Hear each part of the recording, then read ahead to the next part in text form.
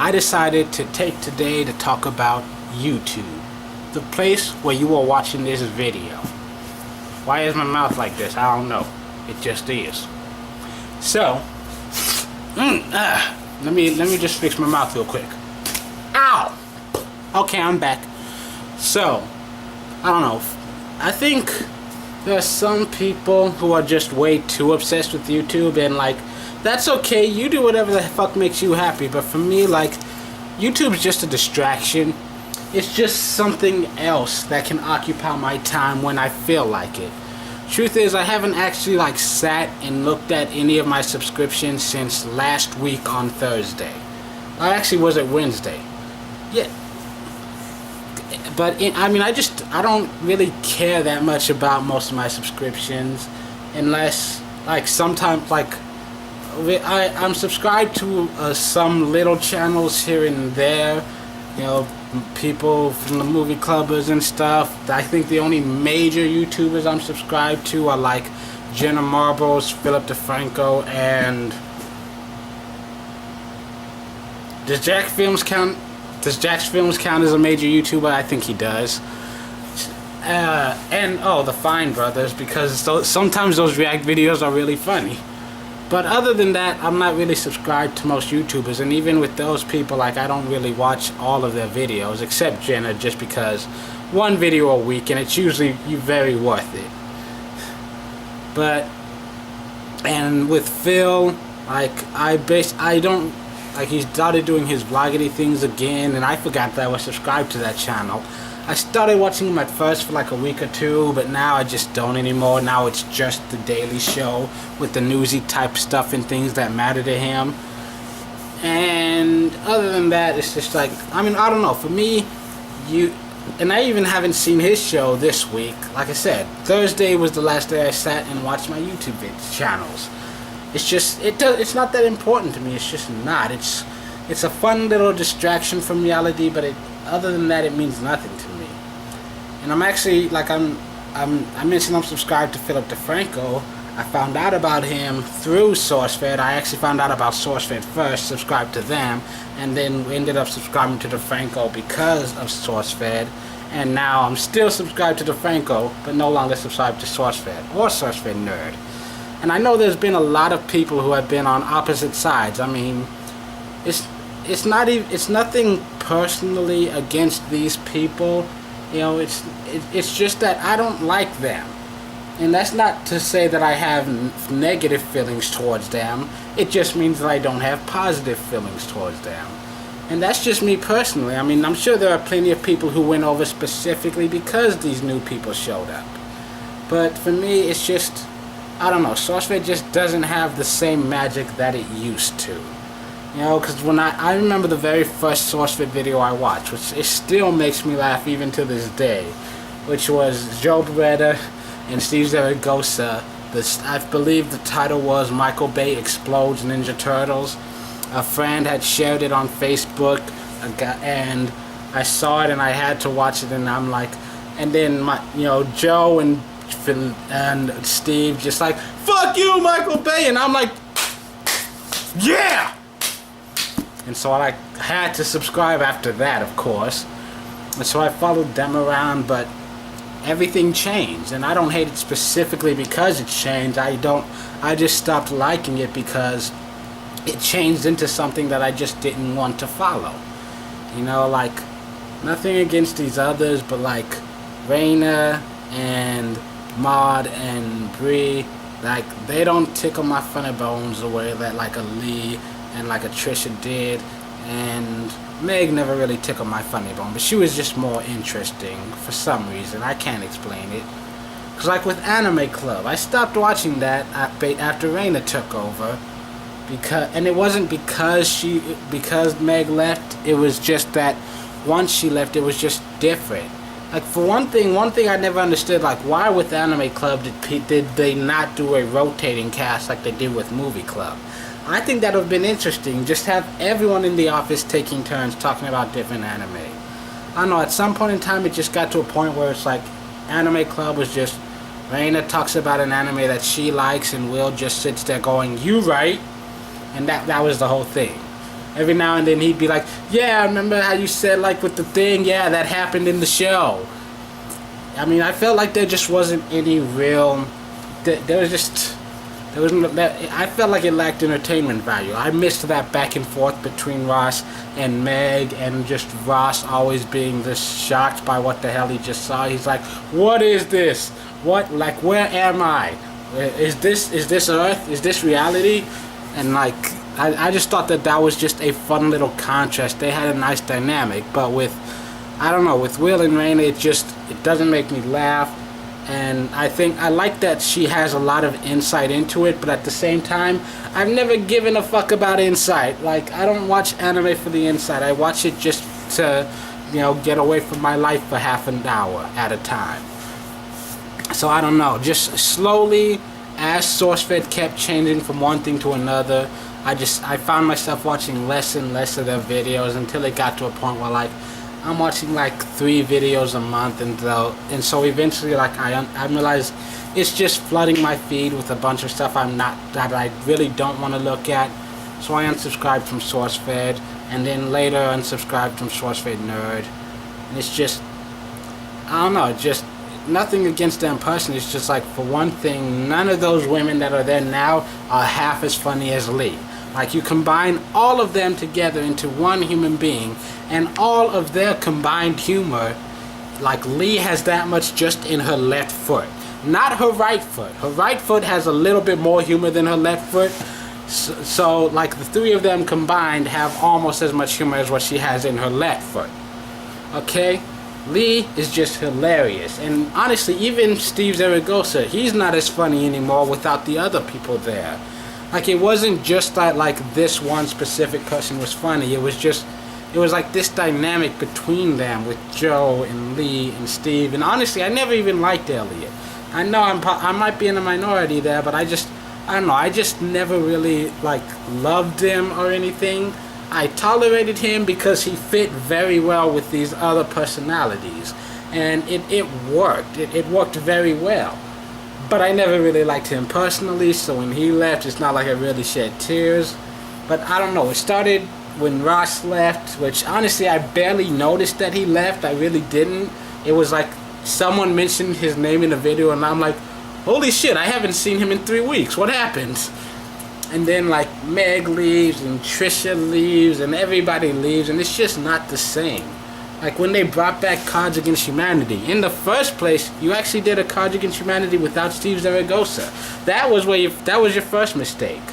I don't know, it just wasn't funny. It was unwatchable. I'll still watch a lot of their classic stuff, like that first Christmas episode they did with Trisha. A big black dick. Wait a minute. Can we just put somebody put that on the loop? Just take that completely out of context. A big black dick. That was funny. Also, why the fuck did they get rid of Common Commentary? Did they ever explain that? Because that was one of the main reasons I subscribed to the channel and stayed subscribed. I watched every single video and left a comment on every single video, specifically for hoping that I could be on Common Commentary. So as soon as that ended, I didn't feel like I needed to see every single video, and I slowly started peeling away. I think that was it. That moment when they made the decision not to do Common Commentary anymore, that's probably where they really lost me. Because I still remember every single time I've been on Common Commentary. It's happened 3 times. The first time was they talked about the Tupac hologram, and I didn't even necessarily mean it. I was just like, wanted to see the reaction I got from it, which a lot of people actually agreed with me, but the comment, just all caps, the comment actually appeared in the video. It was all caps. Lee, you are my everything. I would so want a hologram of you. And then it just zooms in on her saying that hologram would be farting a lot. And then we moved on. And I was like, it was great. And then the second time, it was on SourceFed Nerd, where they were like, oh, SourceFed plays Monster. And Ross read my comment, like, which was basically, if Joe turns into a zombie, we're all fucked. And Ross was like, yes, I agree. Joe is the epitome of man. And my last time on Common Commentary was when we it was Lee, Joe, and Sam. And Joe read my comment. He was like, because a video, they asked, oh, what's the stupidest thing you've ever done? And I told the story, that true story actually happened when I was 6 years old. No, not 6. When I was in 6th grade, I was 11 years old. Or was I 10? No, I was 11. I was 11 years old in 6th grade, and I got suspended for 2 days because, I was in gym class and some guys dared me to show them my penis, which I did. And yeah, and so that was really fun. And then Sam told me that I was cool, and I was like, oh, Sam thinks I'm cool.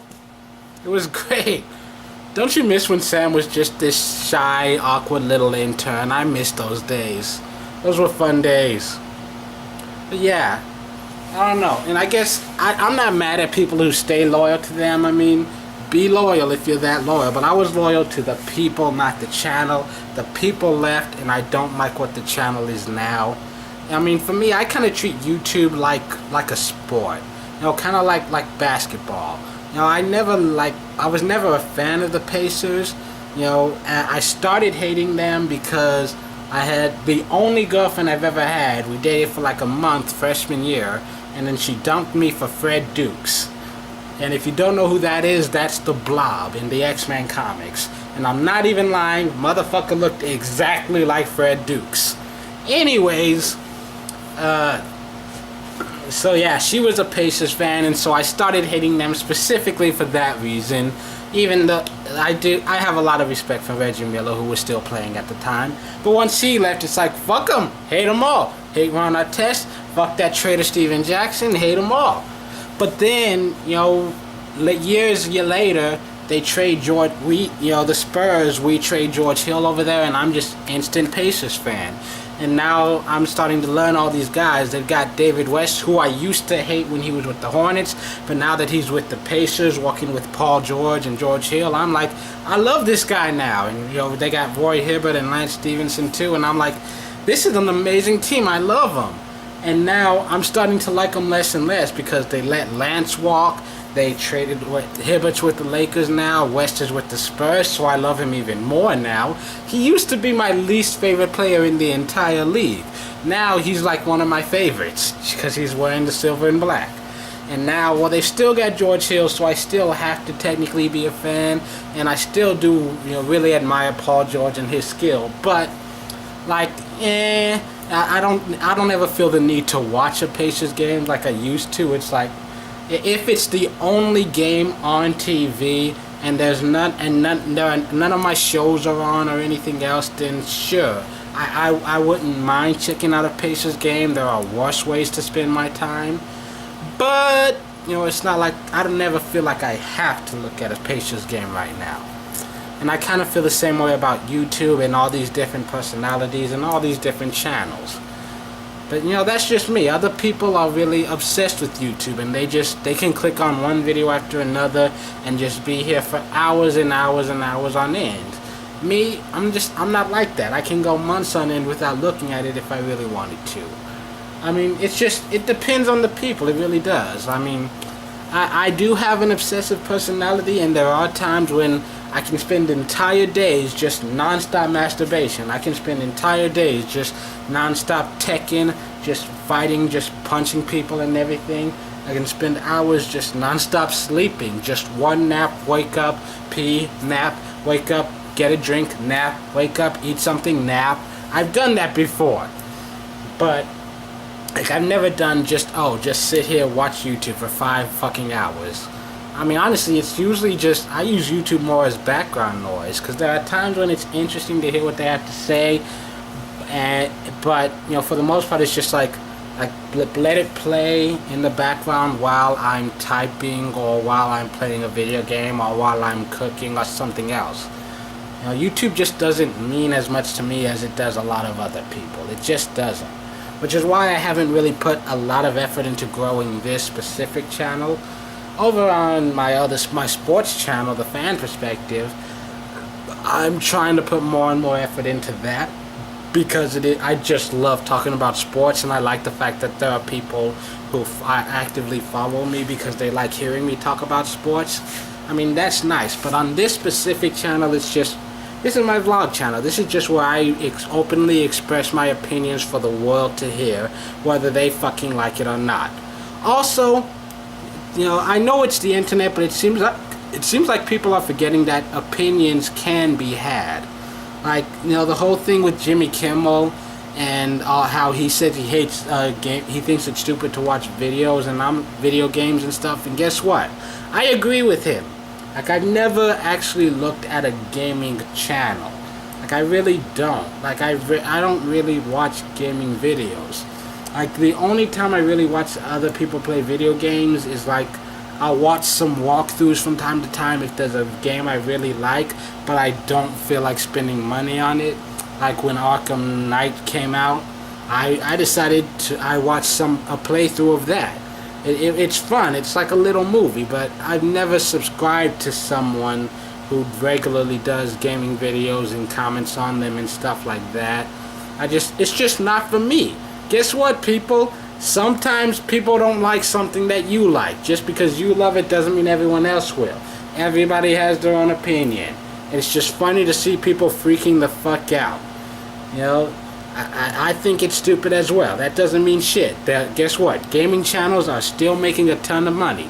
A lot of people think football is stupid. Guess how much money the NFL makes on a regular basis? Go ahead and guess. Guess how much money the NFL makes? A lot more than you.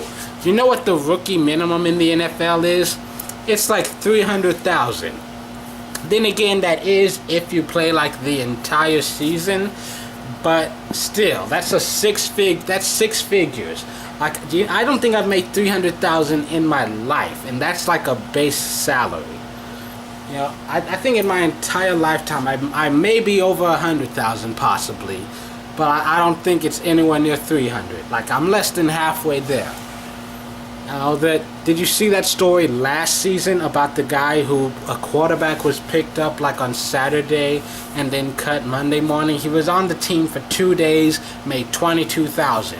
That's a year's fucking paycheck for me. Or at least it was at my last job. This job pays more. But still, like my paycheck for an entire year, this dude got for 2 damn days, and he never even got on the field.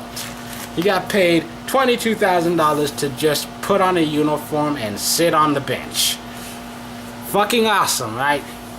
I mean, that's how life works. Everybody has their own thing, right? I mean, some people like crispy M&M's, some people hate them. Some people like pretzels, some people like peanut, some people refuse to do anything but just the straight up milk chocolate. Crispy is the best though.